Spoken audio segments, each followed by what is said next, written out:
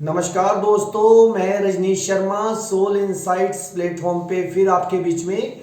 आज शुक्रवार है। आज हम फिर शुरू करते हैं क्वेश्चन आंसर का सिलसिला।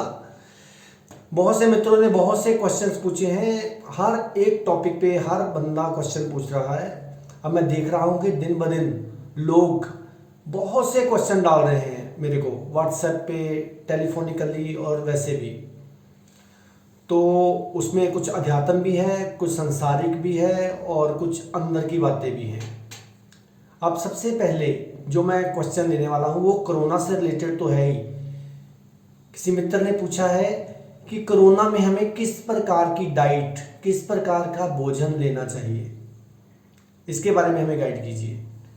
देखिए, सबसे पहले तो याद रखिए, भोजन हमें किस प्रकार का लेना है। भोजन हमें वो लेना है जो तो एक तो न्यूट्रिशियस हो, और कोशिश कीजिए जो आग से कम सेका गया भोजन हो वो लिया जाए। जैसे कि फ्रूट्स वो लिए जाएं, दूध। उससे क्या होगा, उससे भी आपकी इम्यूनिटी बहुत ज़्यादा बूस्ट होगी। आप भोजन को एक प्रकार का बिल्कुल मत समझिए। भोजन खाने वाला नहीं है। जो आप कानों से सुन रहे हो वो भी भोजन है, जो आंखों से देख रहे हो वो भी भोजन है। अब कोरोना काल में अगर आप किसी के मुंह से सुनते हो, अरे भैया ऐसे हो गया, वहाँ ऐसे हो गया, ऐसे हो गया, तो वो जो आपके अंदर भोजन गया, पैनिक क्रिएट हुआ, वो भी आपकी बीमारियों को कम नहीं करता है, उल्टा बढ़ा देता है। उससे ज़्यादा पोल्यूशन कोई नहीं है जो आप कानों से ले रहे हो या अपनी आंखों से देख रहे हो। तो इसलिए कोशिश कीजिए वही बात सुनिए जो आपको पॉजिटिव करे, जो आपकी इम्यूनिटी को बूस्ट करे, और वही बात देखिए जो आपके शरीर के लिए, आपके सराउंडिंग्स के लिए फायदेमंद हो। इसलिए भोजन में सबसे ज़्यादा विटामिन सी लीजिए। जैसे डेली का एक नींबू पीजिए, आंवला खाइए, आंवले का मुरब्बा खाइए, उससे भी आपकी इम्यूनिटी बूस्ट होगी। और पॉजिटिव लोगों के बीच में रहिए। कोई कुछ भी कहे कि वहाँ ऐसे हो गया, उस हॉस्पिटल में ऐसे हो गया, न्यूज़ वही सुनिए जो आपके कानों को रास आए। ऐसी न्यूज़ मत सुनिए जो आपके अंदर पैनिक क्रिएट कर दे। क्योंकि एक न्यूज़ को हम देखते हैं कि बार बार सुनाया जाता है, चाहे वो लोगों के द्वारा, चाहे किसी भी माध्यम के द्वारा। तो इसलिए कम सुनिए, वही देखिए जो उचित हो, और वही खाइए जो आपके शरीर के लिए सही हो। अब एक और मित्र ने पूछा है कि सबसे पहले हमें ये बताइए कि जन्म, मृत्यु और मोक्ष क्या है। अब देखिए, जो आपकी मृत्यु है वो डिसाइड करती है कि आपने जिंदगी में अपना जीवन कैसे जिया है। अगर आप जिंदगी भर रोते ही रहे हो, कल्पते ही रहे हो, परेशान ही रहे हो, तो आपकी मृत्यु जो होगी वो भी ऐसी ही होगी, रोते रोते ही होगी। अगर आप जिंदगी में खुश रहे हो, हमेशा पॉजिटिव रहे हो, तो आपकी मृत्यु जो है वो भी पॉजिटिव ही होगी। इसलिए मैं तो कहता हूँ कि जो जीवन है ये आपकी क्लासेस चल रही हैं, तो जो रिजल्ट आना है वो लास्ट मोमेंट पे जब हम दुनिया से जाएंगे कि हमने जीवन कैसे जिया। अब मोक्ष की बात पूछी है कि मोक्ष क्या है। मेरे ख्याल से अगर आपने जीवन बहुत ही अच्छी तरह से जिया है, पल पल में जिया है, अच्छी तरह जिया है, पॉजिटिव में जिया है, तो आप उसमें मोक्ष में ही हो। अगर आप दुखी हो, विचारों में हो, तो आप समझ लीजिए कि जीवन में संसार रूपी पहिए में ही घूम रहे हैं। तो मोक्ष का मतलब है जहां आपके विचार बिल्कुल खत्म हो जाएं, आपके अंदर कोई भी नेगेटिविटी ना रह जाए, वही मोक्ष है। तो इसलिए आपको सलाह देता हूं, खुशी से जीवन को व्यतीत कीजिए जो परमात्मा ने दिया है। दुख में बिल्कुल मत कीजिए, ताकि आपका आने वाला जीवन और भी बढ़िया हो जाए। इसी से रिलेटेड एक और सवाल पूछा है कि हमेशा हर एक हमारे बड़े बुजुर्ग भी कहते हैं, अरे भैया पाठ करो, पाठ करो। लेकिन मैं 25 साल का एक व्यक्ति हूं जिसने मेरे से सवाल पूछा है कि मैं 25 साल का हूं, तो क्यों ना 25 साल में तो हमें ग्रोथ में जाना चाहिए, तरक्की करनी चाहिए, तो परमात्मा का नाम तो ले लेंगे बाद में भी, अभी कौन से हम बूढ़े हो गए हैं। मेरे भैया, सबसे पहले याद रखिए कि हमें पता है कि हमने बूढ़े होना है, क्या पता अगला पल ही मेरा आखिरी हो। इसलिए हर समय ध्यान में रहिए। जो भी आप कर सकते हो, पूजा पाठ करनी है, जैसे भी है, जो भी आपके पास माध्यम मौजूद है, जो आपके गुरु द्वारा बताया गया है, वो कीजिए, हर समय ध्यान में रहो। अब इसी से रिलेटेड एक और सवाल है जो बहुत बहुत लोगों ने पूछा है कि आप हमेशा ही कहते हो कि वर्तमान में जियो, वर्तमान में जियो। ये वर्तमान में क्यों कहते हो जीने के लिए? वैसे इसका आंसर मैं पहले भी एपिसोड्स में दे चुका हूँ, लेकिन आप याद रखिए, जो आपका पास्ट है, जो आपका फ्यूचर है, इसमें आप हमेशा इम्बैलेंस्ड होते हो।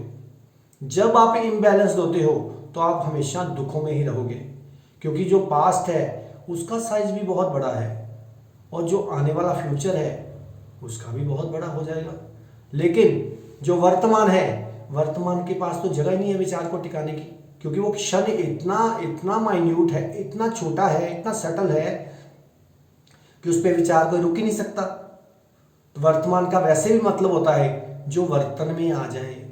अगर मैं भी आपसे बातें कर रहा हूँ, आपके क्वेश्चंस के आंसर दे रहा हूँ, तो वर्तमान में दे रहा हूँ, ना कि कोई पास्ट में, ना कोई आने वाले फ्यूचर की बात। इसी टाइम को, इसी समय को, इसी पल को वर्त रहा हूँ, यही वर्तमान है। और वर्तमान में रहना ही संन्यास है, वर्तमान में रहना ही संन्यास है, वर्तमान में रहना ही संताई है, संत है, और वर्तमान ही परमात्मा है। इसलिए वर्तमान में रहना बहुत ज़रूरी है।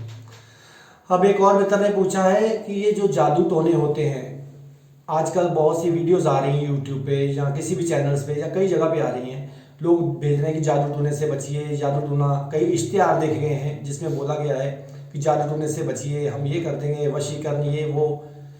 देखिए यार, कि सबसे पहले जादू टोना किसको होता है? जो बहुत अंदर से कमज़ोर है, जो बहुत नेगेटिव है, जिसकी ऑरा बहुत श्रिंक्ड है, उसको ही जादू टोना होगा। जो हमेशा सोच में डूबा रहेगा, जो हमेशा पॉजिटिव है, और उसको कभी भी जादू टोना क्या कोई भी नेगेटिविटी नहीं पकड़ सकती। इसलिए जादू टोना कोई बड़ी बात नहीं है, जादू टोना कोई भी डरने की बात नहीं है। सिर्फ और सिर्फ पॉजिटिव रहना है, स्ट्रांग रहना है, किसी भी तरीके से, चाहे मंत्र करके, चाहे गुरु की शरण में जाके, चाहे किसी भी तरीके से, तो कोई भी जादू टोना नहीं पकड़ेगा। और जो आपकी बॉडी के अंदर टॉक्सिन्स होते हैं, टॉक्सिन्स वही इल्यूजन के रूप में बाहर निकलते हैं और आपको भूत प्रेत दिखते हैं। अपने अंदर के टॉक्सिन्स को क्लीन कीजिए। कम से कम खाना कोई 2 दिन चुन लीजिए, चाहे महीने में 4 दिन चुन लीजिए कि आपने फास्ट रखना है, आपने व्रत रखना है, तो आपके टॉक्सिन्स निकल जाएंगे। जब टॉक्सिन्स निकल जाएंगे, ना कोई बीमारी रहेगी, ना कोई नेगेटिविटी रहेगी, और ना ही कोई भूत प्रेत आपको तंग करने वाला है। तो इसलिए डरिए नहीं, बिल्कुल जागिए, होश में रहिए। कोई दुनिया में भूत प्रेत नहीं है। कई बार आप देखेंगे, रात को आप सोए होते हैं, सामने कपड़ा टंगा होता है, तो आपको लगता है कोई, अरे वहाँ तो कोई खड़ा है। खड़ा कोई नहीं होता, सिर्फ आपके मन की ये वो जो टॉक्सिन्स है, वो मन के थ्रू आपको ऐसी कोई ना कोई छवि सामने बना देते हैं। तो इसलिए जादू टोने से बिल्कुल मत बचिए। वशीकरण कभी नहीं हो सकता। वशीकरण सिर्फ एक चीज कर सकती है, अगर आपकी जुबान ही वशीकृत कर सकती है। लेकिन जुबान में इतनी ताकत है, आप जितना मीठा, जितना प्रेम पूर्वक, जितना प्रेजेंट मोमेंट में किसी से बात करेंगे, वो बंदा आपके बस में ही रहेगा। तो इसलिए कोई वशीकरण नहीं है, कोई जादू टोना नहीं है। इन वहमों से दूर रहिए। अब एक और क्वेश्चन पूछा है किसी मित्र ने कि अभी मैं देख रहा हूँ दुनिया में कि लोग बड़े अलग अलग तरह के कपड़े पहनते हैं, उसके बारे में बोलिए, कि कपड़ों के बारे में कुछ बोलिए। देखिए, कपड़ों के बारे में उन्होंने कहा है कि जैसे आजकल देखता हूँ कुछ लड़कियाँ, कुछ लड़के बेहुदा से कपड़े पहन के घूम रहे हैं, तो उसका क्या साइड इफेक्ट्स है, प्लैनेटरी एस्ट्रोलॉजिकली उसका क्या साइड इफेक्ट्स हो सकता है।